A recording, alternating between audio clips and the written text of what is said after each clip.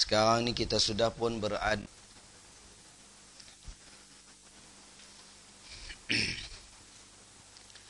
Assalamualaikum warahmatullahi wabarakatuh. Bismillahirrahmanirrahim. Alhamdulillahi rabbil alamin. Wassalatu wassalamu ala sayyidil mursalin wa ala alihi wa sahbihi ajma'in. Rabbi shrah li sadri wa yassir li amri wahlul 'uqdatam min lisani yafqahu qawli. Rabbi yassir wa la tu'assir, Rabbi tammim bil khair. Subhanaka la ilma lana illa ma 'allamtana innaka antal alimul hakim. Wa la hawla wa la quwwata illa billahil aliyyil azim.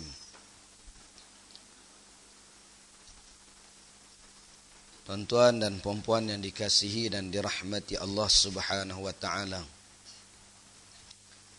Alhamdulillah, kita bersyukur kepada Allah. Kita bersyukur kepada Allah kerana kita dipertemukan lagi di dalam bulan Ramadan. Dan kita doakan mudah-mudahan kita dapat melalui bulan Ramadan dengan sepenuhnya. Mengikuti segala kurikulum yang ada di dalam bulan Ramadan, insya-Allah. Jadi alhamdulillah, sekarang ni kita sudah pun berada pada semester pertama bulan Ramadan. Semester pertama bulan Ramadan, awwaluhu rahmah, kemudiannya awsatuhu maghfirah, wa akhiruhu 'itqum minan nar. 3 semester. Dan insya-Allah kalau kita berjaya dan lulus dalam 3 semester ni, maka insya-Allah kita akan dapat sijil la'allakum tattaqun, mudah-mudahan kamu bertakwa. Jadi dapat sijil berkenaan Allah i'tiraf kita sebagai orang bertakwa, maka insya-Allah yang kita ingin dan kita hendakkan ialah mendapat tempat di sisi Allah Subhanahu wa taala dalam syurga.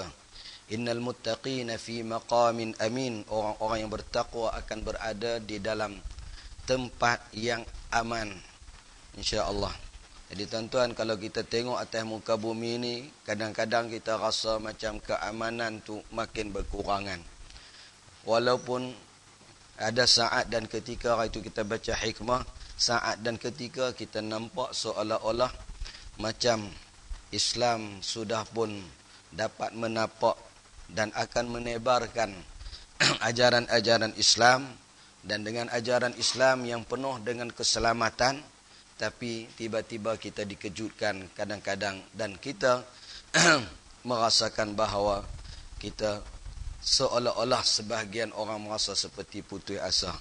Tuan-tuan, sebelum nak jumpa Ramadan, kita dikejutkan dengan kerajaan Dr. Morsi telah digulingkan. Jadi tuan-tuan, itu digulingkan setelah apa? Dikatakan bila dia istihar bahawa Al-Quran dusturuna, dalam usaha nak menerapkan dalam perlembagaan Mesir ajaran Islam, ajaran Al-Quran, maka Barat melihat ini adalah bahaya kepada masa depan mereka. Maka mereka merancang dengan tangan-tangan yang kotor, dengan tangan-tangan yang penuh dengan tipu helah. Walaupun kadang-kadang sebahagian yang merancang tersebut di depan di media mengatakan seolah-olah menyokong, seolah-olah merasakan bahawa ini tindakan tidak patut, menggulingkan Dr. Morsi yang dilantik secara demokratik dan sebagainya. Jadi tuan-tuan dan puan-puan yang dikasihi dan dirahmati Allah Subhanahu wa taala, maka keamanan daripada Allah Subhanahu wa taala, insya-Allah di atas muka bumi pun Allah akan bagi wal aqibatu lil muttaqin. Semua itu kita dah baca sebelum ini, itu proses, merupakan perancangan Allah yang satu masa nanti Allah akan tunjuk kepada kita bagaimana Allah akan memberi kejayaan kepada orang Islam. Jadi tuan-tuan, kita nak baca semua daripada hikmah ni, insya-Allah itulah tujuan kita untuk kita lebih yakin. Yakin dengan janji Allah. Jangan sampai melihat kepada apa yang berlaku menyebabkan kita putus asa, kita tidak lagi bersungguh-sungguh dalam melaksanakan tanggungjawab kita depan Allah Subhanahu wa taala. Ni dalam bulan Ramadan ni. Kalau boleh ubah trend. Jangan sampai makin hujung, makin kurang, makin lemah kita dalam bulan Ramadan. Jadi insya-Allah tuan-tuan dan puan-puan yang dikasihi dan dirahmati Allah, hari ini kita akan kongsi lagi hikmah daripada Ibnu Athaillah As-Sakandari. Insya-Allah mungkin kita akan berusaha untuk dapat baca 2 hikmah pada hari ini, yang mana hikmah kita adalah hikmah yang ke-10. Hikmah yang ke-10 yang semua hikmah ini kalau kita teliti memang ada kaitan antara satu sama lain, antara sebelumnya dan antara yang selepasnya. Hikmah kali ini dihimpun dalam satu tajuk, jiwa amal ialah tulus ikhlas. Jiwa amal, maksudnya isi kepada amalan itu yang utama ialah ikhlas, tulus ikhlas.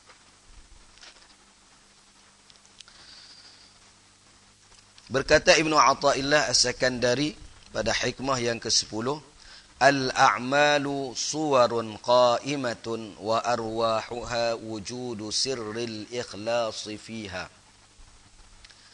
Amal perbuatan itu sebagai kerangka yang tegak.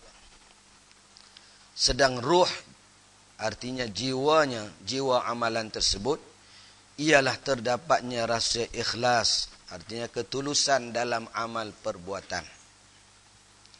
Jadi hikmah ni nak bagi tahu kepada kita bahawa segala bentuk amalan yang kita buat, segala bentuk apapun yang nama dia amalan, sama ada amalan itu namanya sembahyang, namanya puasa, namanya haji, namanya sedekah, apapun bentuk amalan yang kita lakukan, dia kalau tengok kita perhati, dia hanyalah satu kerangka. Satu kerangka yang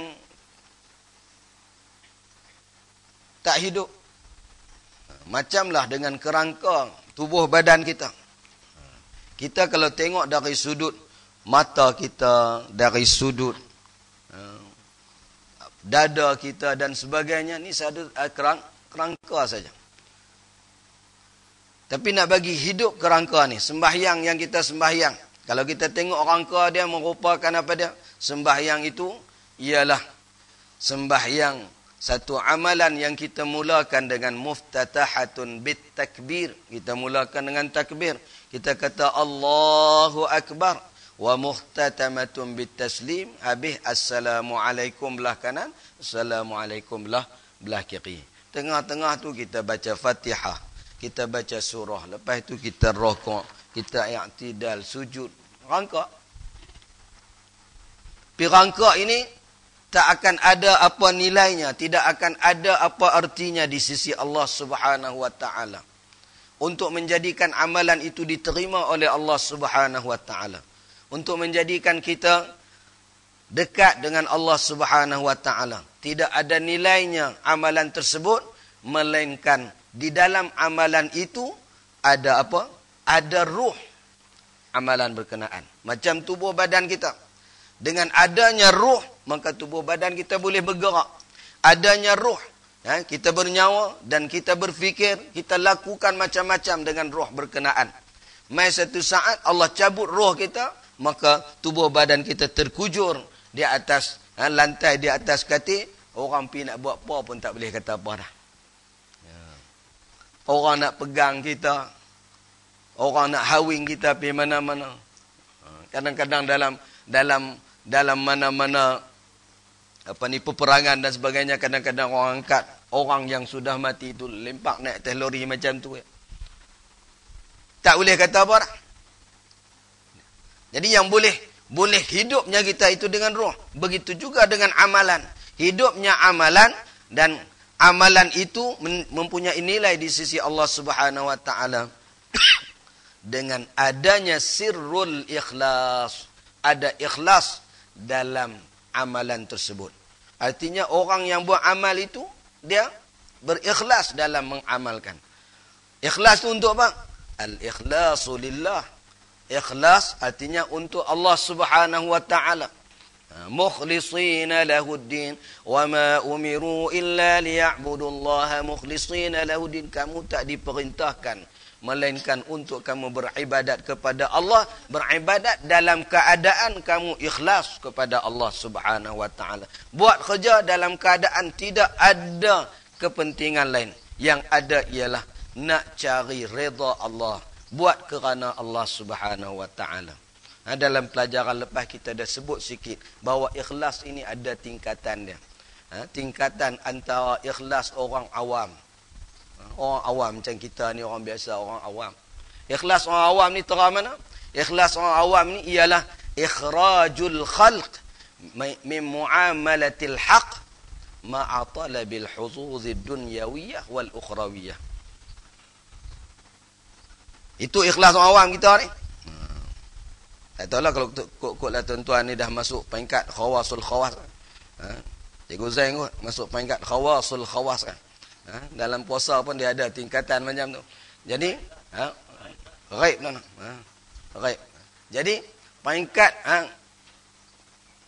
dinamakan awam ni, dia kata buat kerja, dia cuba hilangkan dalam kerja amalan dia itu,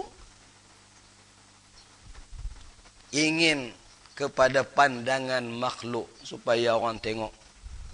Buat kerja nak bagi orang tengok kita rajin, boleh orang angkat naik jawatan ke apa. Mai tu imam tak ada dalam masjid, tu imam meninggal, mai surat tawaran, masa tu pulun rajin. Tu imam ni jarang tok siap. Jadi, mai jawatan tok siap kosong, masa tu dia rajinlah pegang penyodok tu, ambil duk buang tik cicak, lambat lepas apa nampak sawang sikit dia buang, cuci calat. Masjid. Jadi pasal apa buat kerja tu? Buat kerja kerana nak bagi orang tengok. Adapun orang yang ikhlas, dia buat kerja supaya mendapat pahala dari sisi Allah. Tetapi ma'atalabil huzuzid dunyawiyah wal ukhrawiyah. Dalam dia buat kerja tu dia juga nak dapatkan apa? Nak dapatkan keuntungan akhirat, dan pada masa yang sama dia ada juga nak kepada keuntungan dunia ni. Orang yang nama dia orang awam ni. Dengan dunia macam mana? Dari sudut macam kalau kita sembahyang, kita nak pahala. Pada masa yang sama duk tengok-tengok juga dari sudut apa ni, faedah kesihatan dalam sembahyang. Jadi dia laksanakan sembahyang tu, dia sembahyang memang nak kerana Allah Subhanahu wa taala, mengikut perintah Allah Subhanahu wa taala, tapi pada masa yang sama dia duk nak kepada keistimewaan kesihatan dan sebagainya. Puasa. Pasal apa dia puasa? Dia puasa pasal nak kepada keuntungan kesihatan. Dan kadang-kadang harta benda juga, kadang-kadang dia kata bila puasa ni makan sikit, kadang-kadang hak makan sikit lah. Nak kepada macam-macam, dia nak kepada keuntungan dunia sambil-sambil. Adapun orang yang khawas, orang yang pertengahan ni, dia hanya cari keuntungan akhirat. Tentang dunia dia tak cari. Tak ada dalam hati dia nak cari keuntungan dunia. Adapun hak paling tinggi ni tuan-tuan. Hak paling tinggi ni dia kata apa? Dia buat kerja pasal dia nak tunjuk kata dia hamba Allah Subhanahu wa taala semata-mata nak dapat redha Allah Subhanahu wa taala. Hak tu yang dia nak. Sama ada nak dapat pahala ke tak dapat pahala ke, dia tak fikir, tak kisah. Tuhan nak lempak dia masuk dalam neraka ke, nak masuk dalam syurga ke pun dia tak kisah. Hak ni macam Rabi'atul Adawiyah pernah menyatakan perkara yang seperti ini. Ini contoh untuk orang perempuan. Rabi'atul Adawiyah dia kata apa? Wahai Tuhan, orang buat amalan, orang buat kerja, semua pakat nak cari pahala, nak cari masuk syurga, nak hindar daripada dosa dan nak hindar daripada neraka. Tapi ya Allah, aku ni tak fikir macam tu. Aku fikir apa dia? Yang fikir adalah nak kepada redha kamu, nak kepada kasih sayang kamu, mahabbatullah, nak cari cinta-Mu ya Allah. Jadi tuan-tuan dan puan-puan yang dikasihi dan dirahmati Allah Subhanahu wa taala. Tengoklah kita duduk tang mana tahap ikhlas kita. Seterusnya, dia kata keikhlasan seseorang dalam amal perbuatan menurut tingkat kedudukannya. Jadi tengok masing-masing tingkatan. Maka keikhlasan orang abrar apabila amal perbuatan itu telah bersih dari riak yang jelas maupun yang samar, sedang tujuan amal perbuatan mereka selalu hanya pahala yang dijanjikan. Yang dijanjikan oleh Allah kepada hambanya yang ikhlas. Jadi dia buat amalan, dia cuba bebaskan diri dia daripada riak. Riak ni nak tunjuk, nak menunjuk kepada orang. Yang Nabi SAW pernah pesan, pernah sebut kepada para sahabat, akhwafu ma akhafu ala ummati asyirkul khafi. Nabi kata apa? Nabi kata, saya ni yang paling bimbang sangat kepada tentang amalan-amalan hamba saya ni. Tentang amalan-amalan umat saya ni, kata Nabi SAW, ialah syirik yang tersembunyi. Syirik hak jelas pada sembah tok pekong. Mensekutukan Allah dalam hidup. Syirik yang khafi ni pada ialah buat kerja nak bagi orang bagi penghargaan. Buat kerja nak bagi orang tengok. Buat kerja nak bagi orang bagi segala keuntungan dunia. Maka ini yang dinamakan asyirkul khafi, kata Nabi SAW. Orang yang ikhlas ni dia tak ada perkara ini. Dan ini terambil dari ayat iyyaka na'budu. Jadi kita dah mengaku depan Allah Subhanahu wa taala, iyyaka na'bud, saya buat kerja, saya beribadah hanya untuk-Mu ya Allah. Saya ulang balik. Ayat ni Allah sebut iyyaka na'bud. Ngaji bahasa Arab, kenapa Allah takdimkan maf'ulun bih? Ni kalau ngaji bahasa Arab. Kenapa Allah takdimkan benda yang terkena perbuatan kepada dia? Iyyaka, akan dikau saya sembah. Kenapa? Karena Allah nak khusus. Fit taqdim wa ta'khir at-takhsis. Dalam mentakdim dan mentakhirkan sesuatu dalam percakapan, mendahulukan sesuatu dan mentakhirkan sesuatu percakapan, ada nilai mengkhususkan perkara tersebut. Artinya mengkhususkan Allah Subhanahu wa taala dari sudut ibadah, tujuan ibadah. Tuan-tuan, kita dah buat pengakuan. Kita dah buat pengakuan, malah dalam doa istiftah tu kita sebut dah. Qul inna salati wa nusuki wa mahyaya wa mamati lillahi rabbil alamin. Katakan bahawa sembahyang saya, ibadah saya, hidup saya, mati saya untuk Allah Subhanahu wa taala. Ni kita duduk dalam bulan Ramadan ni. Kita duduk dalam bulan Ramadan. Yang kita puasa, untuk apa kita puasa? Untuk kita nak tunjuk kepada Allah, ya Allah, saya ni hamba-Mu. Saya ni kekasih-Mu. Saya hamba-Mu dan saya kekasih-Mu. Kamu adalah kekasihku ya Allah. Kalau kekasih suruh nak buat apa pun, saya sanggup buat. Kekasih kata, kamu siang tak boleh makan. Siang tak boleh minum. Orang yang kita tengok sebelum bulan puasa, sebelum bulan puasa, lambat lepas makan, dia cari batang rokok. Ataupun kadang-kadang menyerok pagi tu. Pagi-pagi. Tenyeh-tenyeh. Mata. Dia cari dah rokok. Tapi mai bulan puasa, dia boleh berhenti. Dia boleh bertahan. Walaupun kadang-kadang bunyi azan dia cari rokok tu. Kan? Ada orang kata kadang-kadang bunyi azan dia tak tepi sekejap. Tak tepi sekejap. Saya pernah buka puasa. Jadi kawan tu dia spare dah. Lepas buka puasa kena kurma, kena ayak, dia pergi cari yang lain. Dia kena.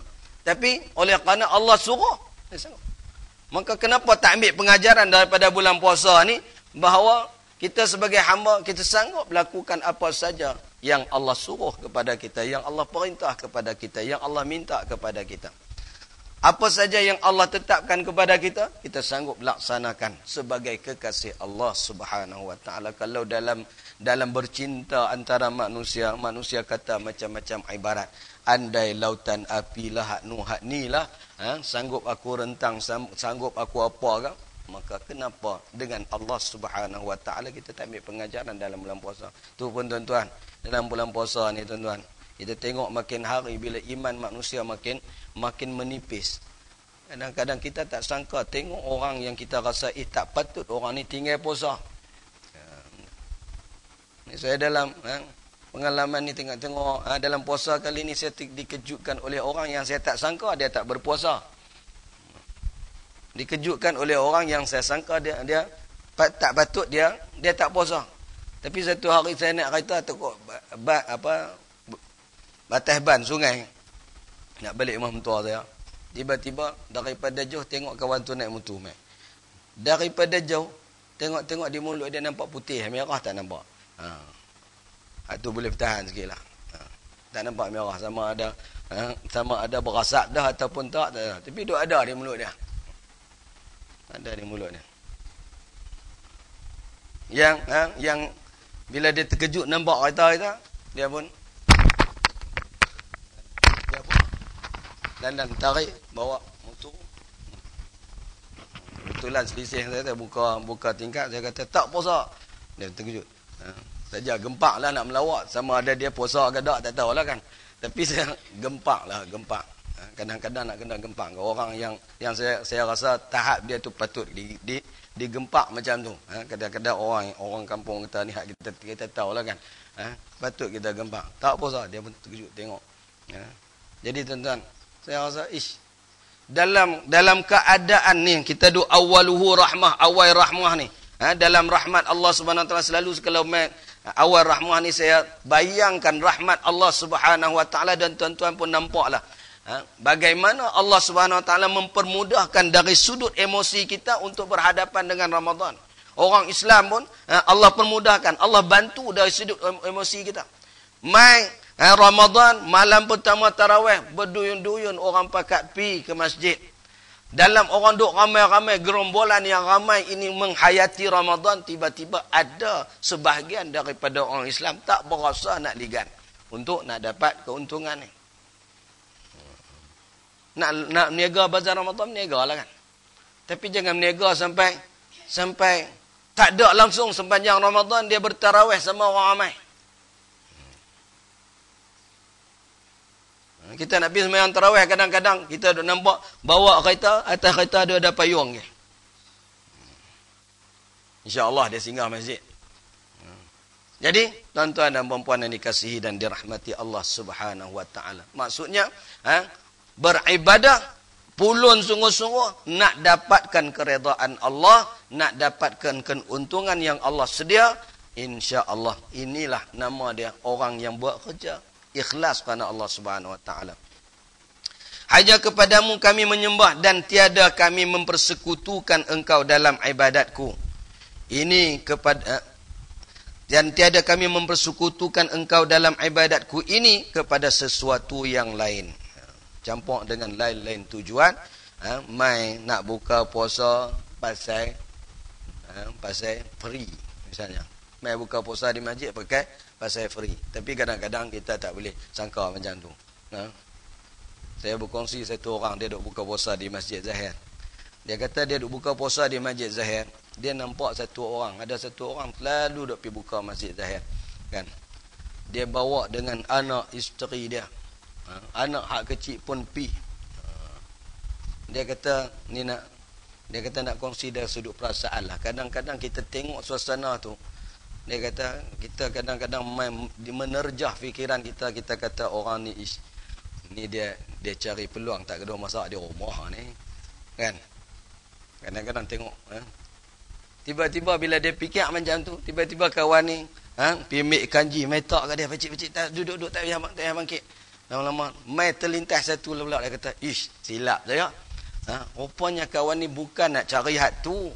Dia mai tengok orang kadang-kadang nak cari pahala ni banyak cara. Mungkin dia tak berharta, kan? Memang tak berharta. Dia nak buat makan jamu orang tak boleh. Jadi cari peluang nak berkhidmat kat orang lah.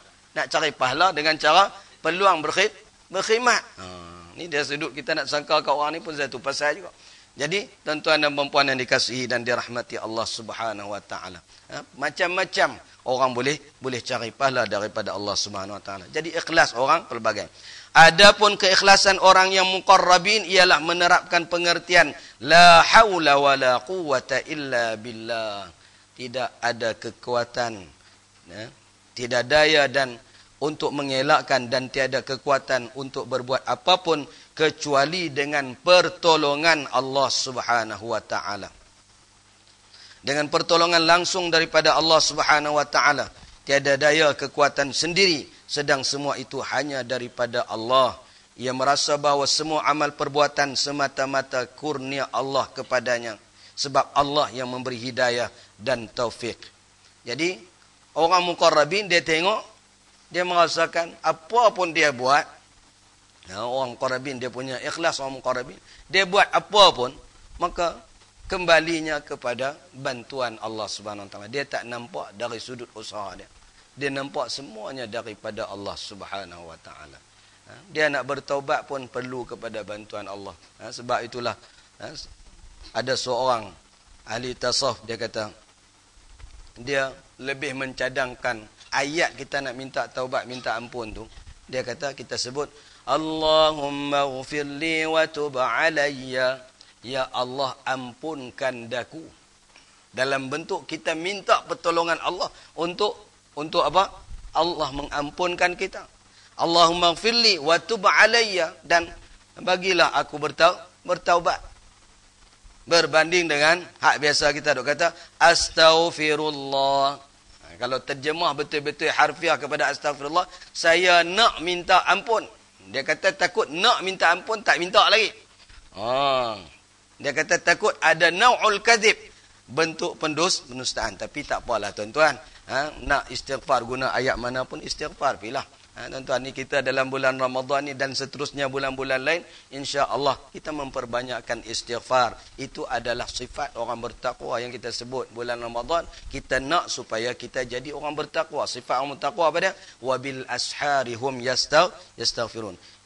Jadi kita kembali kepada topik kita, di mana orang yang muqarrabin dia buat apa pun amalan, dia hanya nampak daripada Allah Subhanahu wa taala. Dia bebaskan diri dia daripada perasaan bahawa daripada usaha dan qudrat dia. Dia hanya merasakan bahawa Allah lah yang memberi segala-galanya. Allah lah yang bagi hidayah kat dia. Allah lah yang bantu kat dia sehingga dia boleh bersyukur. Sebab itu sebelum ni kita pernah sebut bahawa ada orang yang bila dia bersyukur, dia nampak bahawa syukur dia itu daripada Allah, maka dia bersyukur terhadap bantuan Allah kepada dia untuk bersyukur. Kemudian bila dia bersyukur terhadap bantuan Allah untuk dia bersyukur, dia merasa hak itu pun daripada Allah, maka dia bersyukur terhadap syukurnya terhadap bantuan Allah untuk dia bersyukur. Berapa tingkatan tu? Maka jadilah syukurnya tidak terputus, maka masuklah dia dalam kalangan orang yang abdun syakur, hamba yang sentiasa bersyukur. Jadi tuan-tuan dan puan yang dikasihi dan dirahmati Allah Subhanahu wa taala, ini diambil dari ayat iyyaka nasta'in. Orang muqarrabin pula, mereka ini menggunakan apa? Konsep dia daripada iyyaka nasta'in.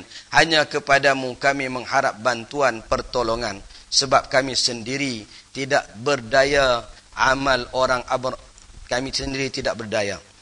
Amal orang abrar dinamakan amal lillah, beramal kerana Allah. Sedangkan amal orang muqarrabin dinamakan amal billah. Ni orang tasawuf dia membezakan. Wasbir wa ma sabruka illa billah. Dalam ayat wasbir wa ma sabruka illa billah. Ini bulan puasa ni adalah didikan sabar. Wasbir, kata dia, bersabarlah kamu. dan tidaklah sabar kamu itu illa billah, melainkan dengan Allah. Jadi dengan Allah ni tinggi, kata mereka. Ada orang dia bersabar lillah, kerana Allah. Ada orang dia bersabar kerana Allah. Dia bersabar kerana nak dapat pahala daripada Allah. Innama yuwaffas sabiruna ajrahum bighairi hisab. Ini dia bersabar dengan Allah, dengan bantuan Allah, dengan kekuatan yang Allah bagi kepada dia. Memang tuan-tuan, kita manusia ni Allah tidak akan bebankan kepada kita dengan ujian, melainkan mengikut tahap kita. Allah tak akan bebankan kepada kita ujian, melainkan fi qadri mustata'ina, dalam tahap, dalam kadar yang kita mampu sebenarnya. Tapi kadang-kadang kita yang tak mau nak usaha. La yukallifullahu nafsan illa wus'aha. Allah tidak akan beban kepada mana-mana jiwa, melainkan pada kadar yang dia boleh usaha, dia mampu. Jadi tuan-tuan, kalau Allah bebankan kita dengan apa-apa pun ujian, kita kena ingat kenyataan ni. Kenyataan bahawa Allah sebenarnya bagi ujian kat kita tu, kita ada kekuatan sebenarnya untuk menghadapi. Seorang mak tiba-tiba anak dia terkepit kepala mati dengan apa? Lift. Siapa pun. Maka insya-Allah kita doakan mudah-mudahan ibu bapa yang Allah timpa macam ni dia boleh hadapi suasana berkenaan. Namun bekalan-bekalan untuk nak hadapi suasana tu kena diperkemaskan dengan ilmu, dengan keimanan, ketakwaan dan sebagainya. Jadi tuan-tuan dan puan-puan yang dikasihi dan dirahmati Allah Subhanahu wa taala, kita buat kerja kerana Allah dengan buat kerja billah berbeza. Berbeza. Beramal dengan bantuan kurniaan Allah, ini amal billah. Amal lillah menghasilkan sekadar memperhatikan hukuman lahir. Sedang amal billah menembus ke dalam perasaan hati. Jadi kalau buat amal kerana Allah, dia sekadar dia nak tengok dari sudut lahir, nak bagi dapat apa ganjaran daripada Allah, keuntungan yang Allah janji. Allah kata, siapa yang infak bulan-bulan puasa ni, amalan yang kena banyak kita lakukan. Tuan-tuan, ada, saya dapat maklumat, ada di kalangan ustaz-ustaz yang kalau mai bulan puasa tu pakat pi Kuala Lumpur, pi Selangor. Tuan-tuan, ke depan ni tak gaduh pi Kuala Lumpur Selangor lah, saya biar kira main kok Kedah ni, kok Taman Siswa ni ke apa, kira minta infak untuk bantuan mana-mana pihak. Memanglah pihak-pihak yang buat kerja untuk Islam pun bukanlah melalui nak mohon infak saja. Tapi kalau ada nak mohon infak, insya-Allah banyak. Ada orang yang pergi ke Kuala Lumpur ni, dia kata, ada seorang ustaz dia kata dia boleh balik bulan puasa saja kadang-kadang hampir 1 juta untuk sekolah dia. Saya sebut nama lah, pasal hak cerita tadi dia sebut nama Ustaz Zulkifli Asy-Syatiri, Asy-Syatiri. Dia memang bulan puasa sebulan duduk sana. Bulan duduk sana. Ada tahun 2 tahun lepas saya pergi tengok dia buat kuliah pengajian tiap-tiap hari dekat masjid Sabirin, masjid Taman Permata. Masjid Taman Permata tu dia buat kuliah apa? Kuliah Minhajul Abidin tiap-tiap hari. Tiap-tiap hari dia buat. Di samping Tazkirah Ramadan lah kata tempat lah kan. Dan pada masa yang sama, carilah mana-mana orang yang nak menyumbang. Kadang-kadang orang nak menyumbang ni, kadang-kadang mereka tak tahu nak menyumbang. Dan saya pernah pergi Kelana Jaya, jumpa satu orang, dia kerja di Brunei. Dia kata selama ni dia tak tahu tang mana dia nak bagi. Dia bagi. Katanya dia bagi, alhamdulillah, bagi kat dia orang kita lah. Lah dengan duit dia tu, antara duit dia boleh buat pagak di Tidai tu. Jadi tuan-tuan dan puan-puan yang dikasihi dan dirahmati Allah Subhanahu wa taala, yang kita pergi tu tadi pada orang yang buat amal kerana lillah ni, dia nak tengok hak luaran. Menyumbang, bila menyumbang nak tengok janji Allah Subhanahu wa taala, apa dia? Man dzal ladzi yuqridullaha qardan hasana fayudha'iful. Barang siapa yang sanggup bagi hutang ke Allah, menyumbang kerana Allah Subhanahu wa taala, Allah akan ganda harta dia. Maka dia nak tengok dari sudut tu. Dia nak tengok dari sudut, bila dia menyumbang, perniagaan dia makin bertambah. Dia menyumbang, Allah makin berkatkan kerja perniagaan dia. Hak tu dia nak tengok. Tetapi sedangkan orang amal billah menembus ke dalam perasaan hati. Adapun orang yang amal billah, dia tembus dari sudut perasaan dia, nak ikat perasaan dia dengan Allah. Dia nak ikat ketakwaan dia dengan Allah. Dia nak ikat mahabbatullah, kecintaan kepada Allah. Ini orang beramal billah. Seorang guru berkata, perbaikilah amal perbuatanmu dengan ikhlas, dan perbaikilah keikhlasanmu itu dengan perasaan tidak ada kekuatan sendiri, sedang semua kejadian itu hanya semata-mata kerana bantuan Allah Subhanahu wa taala. Jadi ikhlas ni, payahlah kita nak gambar macam mana ikhlas. Kerana ikhlas itu rahsia di antara hamba dengan Allah. Tak ada siapa boleh nyatakan bahawa kita yang tengok, mungkin kita nampak gambaran dia, tapi belum tentu itu sebenarnya. Kita tengok satu orang buat kerja, kita kata, ni dia ni buat kerja ikhlas. Belum tentu. Macam tu juga, apatah lagi kalau tuan tubuh dia kata, saya buat kerja ikhlas.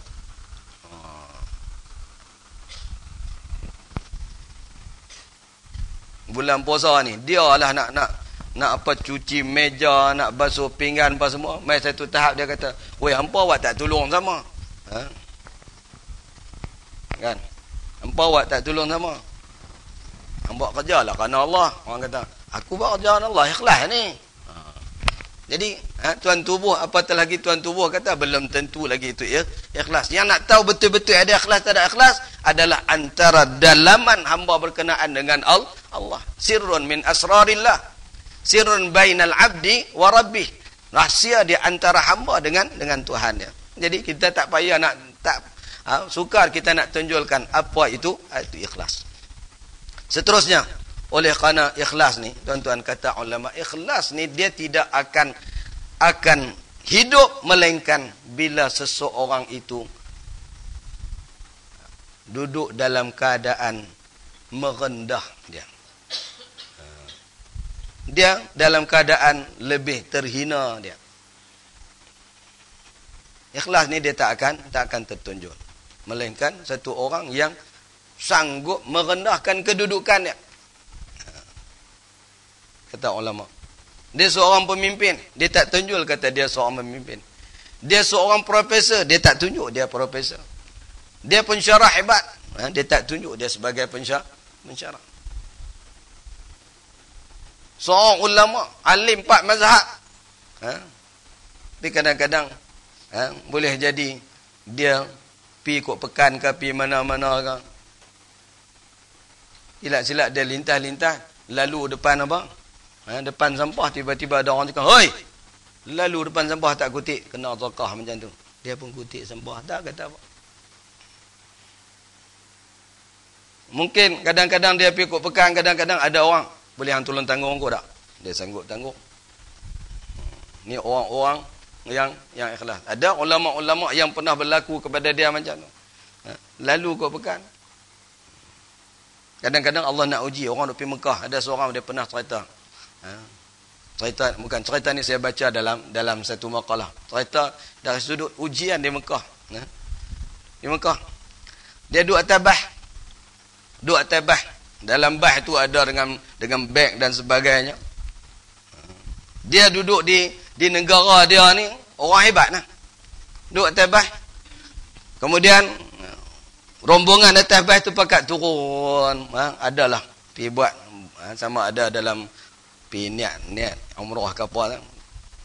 Jadi duduk atas bait, duduk, tiba-tiba mai satu orang, dia kata, "Ni kita nak kena tukar bait." Dia pun tengok congok pada dia ni, nak kena tukar bait, naik bait lain. Habis dia kata, "Ni beg-beg ni nak kena angkat." Lepas tu dia dua kali. Dia tunggu bagi angkat beg. Dia pun angkat beg naik tabah nun, angkat. Dah selesai apa semua. Tak tahu mai satu orang hak betul. Dia kata awak angkat beg naik dah tu. Ni beg kita duduk tang ni. Angkat mai ni balik, kena angkat bila balik. Jadi Allah uji. Allah uji dia. Jadi bila dia tengok macam tu, bila mai waras dia fikir, dia kata yang mujur dia tak marah. Jadi dia kata rupanya Allah nak uji dia tang ni rupanya. Mai Mekah ni Allah uji supaya dia letih angkat beg, lepas angkat balik, walaupun dia sebenarnya orang hebat di negara dia, orang tak perasan, orang tak kata apa. Jadi dia sanggup merendahkan kedudukan dia. Maka dengan kerendahan yang ada itu, insya-Allah seseorang itu akan mendapat tahap ikhlas dia, kata ulama. Sebab itulah, oleh kerana kaitan demikian, hikmah kita seterusnya dia kata apa? Adfin wujudaka fi ardil khumuli fama nabata mimma lam yudfan la yatimmu nataijuh. Ataupun setengah disebut la yatimmu natajuhu. Tanamlah dirimu dalam tanah kerendahan. Sagi pergi gali kubur, tanam diri pula. Janganlah. Tanam diri kamu dalam tanah kerendahan fi ardil khumul. Jadi jadikan diri kamu itu sebagai benih. Kemudian kerendahan itu sebagai tanah untuk nak suburkan sifat ikhlas ni. Sebab tiap sesuatu yang tumbuh tetapi tidak ditanam, maka tidak sempurna hasil buahnya. Kita tanam berapa pun, kita nak buah benih, kita kena cucuk gak tauk benih dalam lubang sikit. Jarang-jaranglah. Pokok-pokok yang kita tanam dengan kita tabuk benih ke atas tu, dia tak kemai. Takat togel tak apa. Kan? Togel boleh tak? Togel kita letak ke atas, dia tumbuh lembut. Tapi pokok yang kita nak bagi kemai, nak bagi hebat, dia kita kena tanam. Kena masukkan benih dia dalam tanah. Sama ada masuk sikit ke banyak tu. Tengok tahap masing-masing. Jadi tanamkan dirimu dalam tanah kerendahan. Tiada sesuatu yang lebih bahaya bagi seorang yang beramal daripada menginginkan kedudukan dan terkenal di tengah-tengah masyarakat umum, dan ini termasuk keinginan hawa nafsu yang utama. Jadi hak ni yang lebih bahaya. Kalau buat kerja pasal nak dapat nama, buat kerja pasal nak bagi orang pun puji, cukup bahaya. Hadis Nabi yang sebut tentang 3 manusia yang di akhirat esok orang pertama akan dibakar dalam neraka sa'ir, ialah orang-orang yang nak cari nama. Orang yang mengaji, mengajak, baca Quran kerana nak cari nama, orang yang menyumbang kerana nak cari nama, orang yang berjihad fi sabilillah kerana nak cari nama. Orang ini, kata Abu Hurairah, orang-orang yang mula sekali dibakar dalam neraka sa'ir.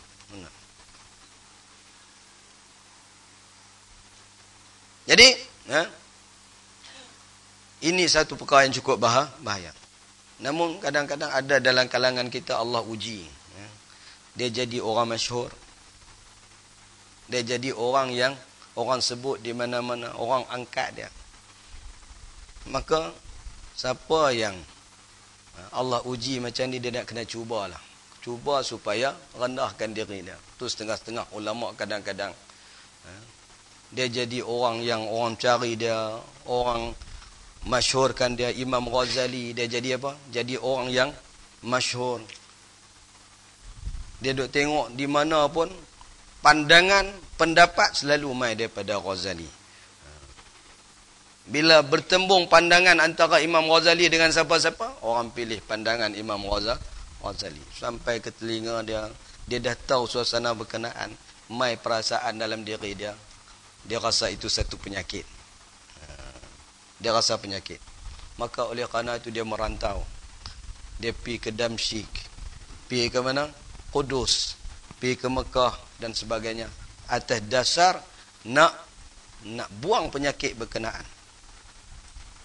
Jadi siapa yang Allah uji dengan kemasyhuran, dan dia kemasyhuran itu menjadi satu penyakit kepada dia, dia kena cari ubat. Ubat dia ni, ubat dia ialah adfin nafsaka fi ardil khumul. Ada satu orang mai jumpa Abu Yazid Al-Bustami. Abu Yazid Al-Bustami. Dia jumpa Abu Yazid Al-Bustami, dia kata, wahai Tok Guru, saya ni masya-Allah lah. Saya ni sembahyang pun saya sembahyang kuat. Berzikir pun banyak, berpuasa, bangun malam, tapi saya rasa semua amalan tu macam tak ada rasa, tak ada zuk dia dalam hati saya. Bangkit sembahyang malam banyak, sembahyang tarawih 20. Lagi tengah malam lagi bangkit lagi, tambah lagi. Berzikir, beristighfar, tapi tak ada rasa zuk dalam hati saya. Lalu Abu Yazid Al-Bustami kata, kalau buat kerja 300 tahun tak jadi apa. Kadang-kadang Tok Guru dia hantar macam tu. Dia kata, kamu ni buat kerja 300 tahun pun tak rasa apa. Jangan kata 30 tahun. Habis macam mana saya nak cari jalan? Cari jalan dia. Kata Imam Abu Yazid Al-Bustami, kamu tak akan mampu. Mungkin orang ni, dalam cerita tu mungkin dia ni daripada orang yang berada ke, orang daripada keluarga yang pangkat tinggi. Dia kata kamu tak akan mampu dan kamu tak buat lah. Kamu tak buat, kata Abu Yazid Al-Bustami. Tok Guru ni kadang-kadang dia tengok dia boleh baca anak murid.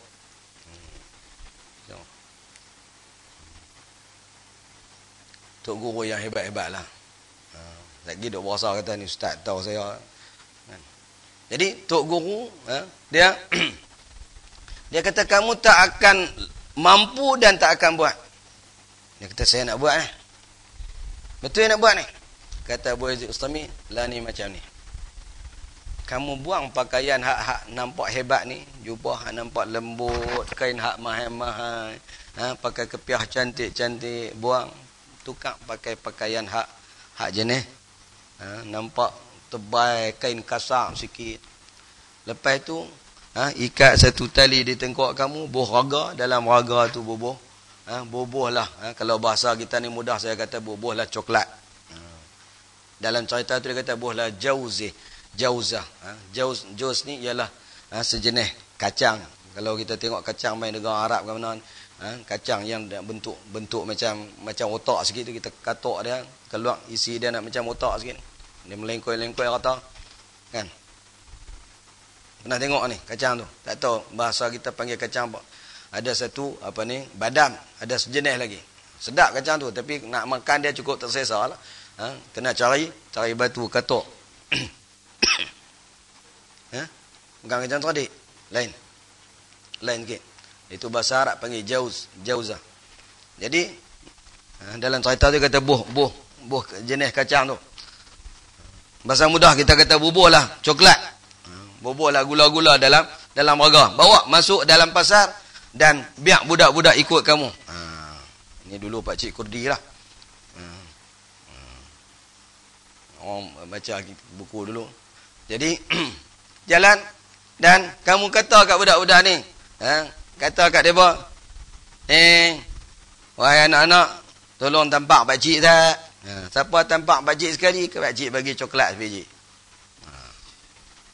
Jalan kot lah makan. Abu Yazid Al-Bustami suruh dia ni buat. Kemudian dia ni kata, takkan saya nak buat macam tu kot. Tamah kalau pekan tanah merah ni orang kenal saya dah. Kan? Takkan saya nak buat aku tu. Kata Abu Yazid, tengok, saya kata dah, kamu tak akan mampu dan tak akan buat. Kan? Dia kata, bagilah cadangan hak lain, kata anak murid ni. Tolong bagi cadangan hak lain, hak mudah ke saya buat. Kata Abu Yazid, buat hak ni dulu, lepas tu aku bagi ubat lain pula. Hak ni dos pertama ni. Buat hak ni dulu, lepas tu saya akan bagi hak lain pula lepas ni. Rendahkan diri kamu. Jadi penyakit kamu hak ni, yang menyebabkan kamu buat ibadat, buat amalan tak merasa nikmat dia. Buat amalan dalam keadaan kamu merasa kamu hebat. Memang kamu buat amalan, tapi buat amalan dalam keadaan kamu rasa kamu hebat daripada orang lain. Merasakan kamu tinggi daripada orang lain. Lambat lepas orang ambil saf pertama, kamu duduk, kamu marah.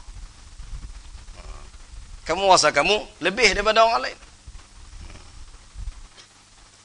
Pi tengok tempat duk biasa duduk tu, tengok orang lain duduk. Silap-silap dia jerah. Ada orang yang macam tu. Bagus dah. Dari sudut dia mai awal ke masjid, semua bagus dah. Tapi kadang-kadang ada nilai-nilai merasakan dia hebat daripada orang lain tu. Jadi hak ni nak kena dibuangkan daripada diri kamu.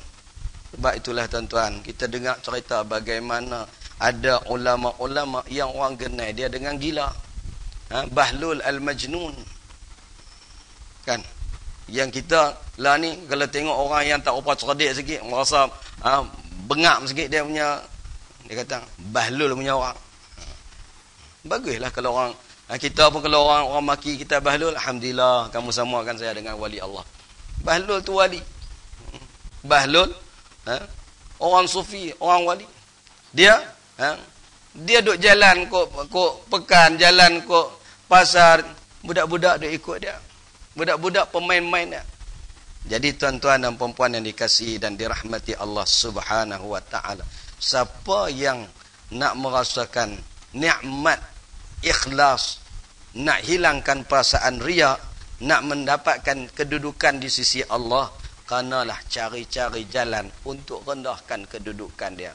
Walaupun dia CEO, kadang-kadang ambillah sekali-sekala tengok pergi basuh tandas. Walaupun dia orang hebat dalam syarikat, pegang penyapu sapu sampah.